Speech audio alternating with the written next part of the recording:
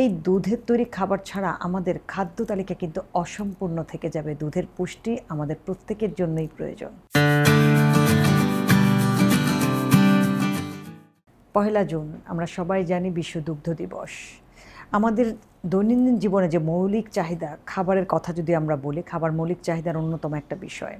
আমি পুষ্টিবিদ হিসেবে এই মৌলিক চাহিদার মধ্যে দুধটাকে রাখি এই কারণে যে খাবার তো মৌলিক চাহিদা, সেই খাবারের মৌলিক চাহিদার মধ্যে খুব গুরুত্বপূর্ণ একটা নিউট্রিয়েন্ট হলো দুধ, যেখান থেকে আমরা আমাদের বেসিক সমস্ত নিউট্রিশন কিন্তু পেয়ে যাই। সো দুধটা কিন্তু প্রত্যেকটা বয়সের মানুষের জন্য প্রয়োজন। অর্থাৎ আমরা যেটা মনে করি যে জন্মের পর একটা বাচ্চা হলো, সে যেমন মায়ের দুধ খেলো, 2 বছর পরে যখন তাকে এক্সট্রা মিল্ক দেওয়ার কথা বলা হয় তখন হয়তো কাউজ মিল্কটাকেই সবচেয়ে বেশি প্রেফার করা হয়। দেখা যায় যে অনেকের নানা কারণে অ্যালার্জি থাকতে পারে, সে কারণে হয়তো ঠিকমতো সে নিতে পারে না। বাট দুধের পুষ্টির আসলে বিকল্পটা নাই। দুধ থেকে যে ক্যাজিন পাওয়া যায়, দুধের যে এক্সট্রা প্রোটিন, দুধের যে ল্যাকটোজ, সেটা আসলে দুধ ছাড়া অন্য কোনো জায়গা থেকে আমরা পাবো না। সব বয়সের মানুষের জন্যই কিন্তু দুধের পুষ্টি প্রয়োজন আছে। স্পেশালি দুধের পুষ্টিটা আমরা জানি যে ক্যালসিয়াম, ফসফেট, ভিটামিন ডি, এটার রিকোয়ারমেন্ট সবচেয়ে বেশি। এছাড়াও কিন্তু ম্যাগনেসিয়াম, আদার্স যে ভিটামিন বি কমপ্লেক্স, সবই কিন্তু আমরা দুধ থেকে পাচ্ছি, এক্সেপ্ট আমরা ভিটামিন সি পাই না।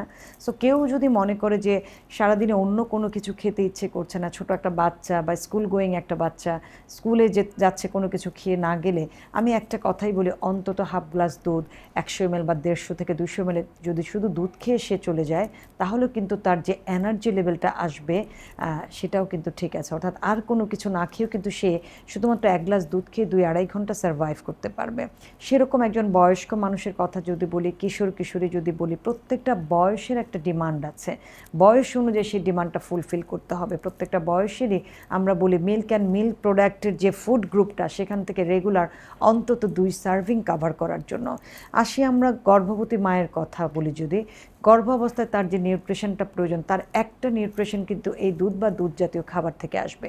ল্যাকটেটিং পিরিয়ডে যিনি যখন বাচ্চাকে দুধ খাওয়াচ্ছেন, তখন কিন্তু সেই বাচ্চাকে দুধ খাওয়ানোর জন্য মাকে গর্ভাবস্থার মতোই নিউট্রিশনটাকে মেনটেন করতে হবে। মায়ের খাবারের তালিকায় অবশ্যই দুধ বা দুধ জাতীয় খাবার থাকতে হবে।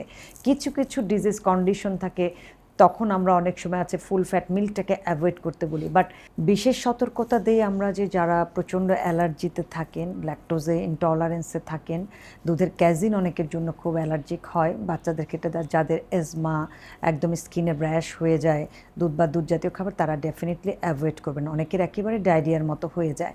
এছাড়া যারা হাইপার টেনশনে আছেন, কিডনি ডিজিজে ভুগছেন, হাই ডায়াবেটিক পেশেন্ট আছেন, হার্ট ডিজিজের পেশেন্ট আছেন, তাদের জন্য সরাসরি গরুর দুধটা কিন্তু অ্যালাউড না। এটাকে আমরা বলি স্কিম মিল্ক নেওয়ার জন্য। গরুর দুধে যেহেতু হাই সোডিয়াম থাকে, সেটা কিডনি পেশেন্ট, ডায়াবেটিক পেশেন্ট, প্রেশারের রোগী, হার্টের রোগীর জন্য ক্ষতিকর হয়। সেজন্য গরুর দুধটা আমরা এই ধরনের পেশেন্টকে কিন্তু অ্যাভয়েড করতে বলি। ইভেন তো যারা ফ্যাটি লিভারও আক্রান্ত আছেন তারাও খাবেন না। বাট দুধ থেকে তৈরি যে টক দইয়ের কথা বলি, সেই টক দই বা ছানা সল্ট ফ্রি, ছানা পনির সল্ট ফ্রি হতে হবে। সেটা কিন্তু আপনারা চাইলে সার্ভিং সাইজ হিসেবে ওয়ান্স ইন এ উইকসে 2 থেকে 3 দিন কিন্তু আপনাদের খাবারের তালিকায় রাখতে পারেন। বাট একেবারে যারা ছোট বাচ্চা, গ্রোয়িং পিরিয়ডের বেবি আছেন, তারা অনেকেই আছেন যে দুধটাকে সহজে হজম করতে পারেন না।